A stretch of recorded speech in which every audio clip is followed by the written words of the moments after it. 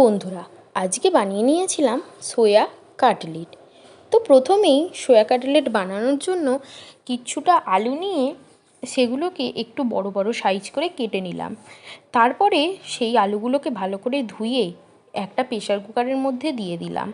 Pressure কুকারে দিয়ে একটুখানি সামান্য নুন আর সামান্য একটু জল দিয়ে প্রেসার কুকারের ঢাকনা এঁটে একটুখানি ঘুরিয়ে ক্যাপ মেরে নিলাম। তো তারপরে উনুনে যেহেতু হবে তাই উনুনটাকে আগে কাঠ দিয়ে জ্বালিয়ে নিলাম। উনুন জ্বালাবার পরে প্রেসার কুকারটা উনুনে বসিয়ে দিলাম। উনুনে বসিয়ে দেওয়ার পর মোটামুটি 2-3টে সিটি বেজে উঠল।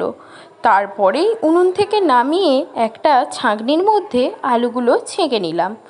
আলুগুলো যেহেতু বেশ গরম ছিল তাই সঙ্গে সঙ্গে খোলা ছাড়িয়ে নিতে পারিনি।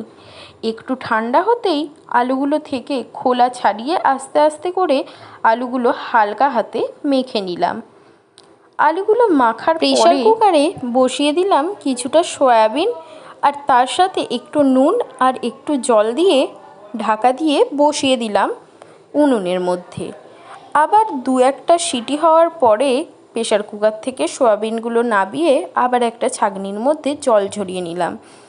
জল ঝরানোর পরে একটা শুকনো কাপড়ের মধ্যে ভালো করে সয়াবিনগুলো একটু চেপে চেপে জল বের করে নিতে হবে। দেখতে হবে যাতে সয়াবিনের ভিতরে একটুও যেন না জল থাকে। তো সেই রকমই জল বের করে নেওয়ার পরে আমরা হাতে করেই সয়াবিনগুলো ছোট ছোট করে কুচো করে নিয়েছিলাম। কারণ যদি মিক্সিতে পেস্ট করা হতো তাহলে ওটা একেবারেই মিহি হয়ে যেত, সয়াবিনের কোনো স্বাদ আর মুখে পড়তো না। তো তারপরে পরিমাণ মতো কয়েকটা পেঁয়াজ নিয়ে ছোট্ট ছোট্ট করে কুচি করে নিলাম।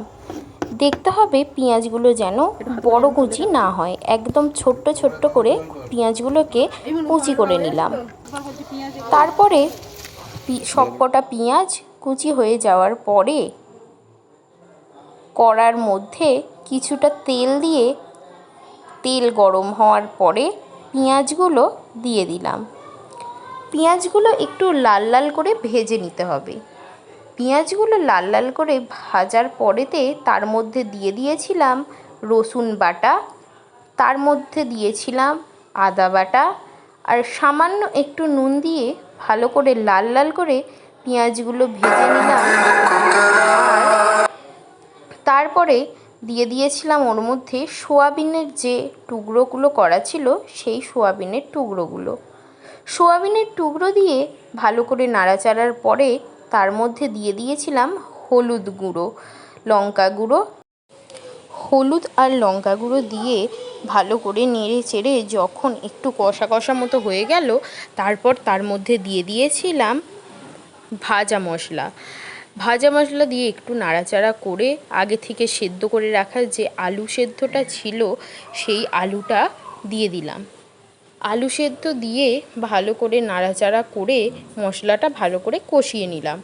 মশলা কষানোর পর সেটা ঠান্ডা হওয়ার জন্য একটা জায়গার মধ্যে বা একটা যে কোনো থালার মধ্যে একটু চাড়িয়ে মিলে দিতে হবে।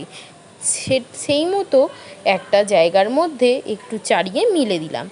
আর অন্যদিকে একটা ব্যাটার বানিয়ে নিলাম। সেই ব্যাটারের মধ্যে দিলাম কিছুটা কর্নফ্লাওয়ার, কিছুটা ময়দা আর সামান্য একটু জল আর একটু নুন আর সামান্য একটু বেকিং সোডা দিয়ে ভালো করে মিশিয়ে পাতলা আলুটা একটু ঠান্ডা হওয়ার পরে আলুটাকে কাটলেটের আকারে শেপ দিয়ে দিলাম।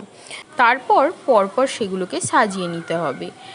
আর আগে থেকে তৈরি করে রাখা ব্যাটারের মধ্যে এক একটা করে কাটলেট ডুবিয়ে আর তার মধ্যে আগে থেকে তৈরি করে রাখা ব্রেড ক্রাম্বসে সেগুলো ডুবিয়ে ভালো করে মাখিয়ে নিতে হবে যাতে চারিদিকে ভালোভাবে ব্রেড ক্রাম্বসের গুঁড়ো লেগে যায়। তো সেই অনুযায়ী প্রত্যেকটা ব্রেড ক্রাম্বসের মধ্যে দিয়ে আর ব্যাটারের মধ্যে দিয়ে প্রত্যেকটা ভালো করে মাখিয়ে নিতে হবে। তো সেরমভাবেই প্রত্যেকটা কাটলেটের আকারে তৈরি করে রাখতে হবে যে কোনো জায়গায় রেখে তারপরে প্রত্যেকটা ওরকমভাবে করে নেওয়ার পরে তেলটা ভালো করে গরম করে তারপরে এক একটা করে তেলের মধ্যে ছেড়ে দিতে হবে। তেলের মধ্যে ছেড়ে একেবারে ফ্রাই করে নিতে পারেন, আবার হালকা ফ্রাই করে তুলে রেখে আবার কিছুটা গরম তেলে আবার এক একটা করে ভেজে নিতে পারেন। এইভাবে প্রত্যেকটা কাটলেট ভালো করে ভেজে নিয়ে তুলে নিলেই তৈরি হয়ে যাবে সয়া কাটলেট। তো এইভাবেই কাটলেটগুলো তৈরি করে নেওয়ার পরে সসের সাথে প্লেটে সার্ভ করুন সয়া কাটলেট। তো এই রকমই আরও যদি ভিডিও দেখতে চান তাহলে আমাদের চ্যানেলটা সাপোর্ট করুন আর ডেসক্রিপশন অন খাও দাও আয়েশ।